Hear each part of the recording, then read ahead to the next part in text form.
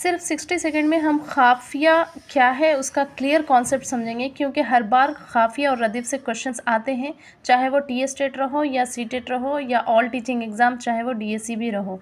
अगर उर्दू के ग्रामर में ये क्वेश्चन ख़ाफ़िया रदीफ़ से हर बार आता है, तो देखेंगे कि ख़ाफ़िए का क्या है, क्लियर कॉन्सेप्ट समझेंगे। देखिए ये गज़ल यहाँ पर लिखी गई है। गज़ल के हर दूसरे शेर में यहाँ पर हम आवाज़ वाले अल्फाज आते हैं, उसे हम ख़ाफ़िया कहते हैं। जैसे कि यहाँ पर आबाद है, ये फ़रियाद है या बर्बाद है, तो ये हम आवाज़ वाले दूसरे शेर में हम आवाज़ वाले जो अल्फाज है उसे हम ख़ाफ़िया कहते हैं। यहाँ पर टेट में क्वेश्चन पूछा गया था, गज़ल के हर दूसरे मिसरे में रदीफ़ से पहले जो हम आवाज़ वाले अल्फाज आते हैं उसे हम क्या कहते हैं, ख़ाफ़िया कहते हैं। देखिए ये रदीफ़ है, रहेगी, इससे पहले आने वाले अल्फाज को हम ख़ाफ़िया कहते हैं। ये रदीफ़ से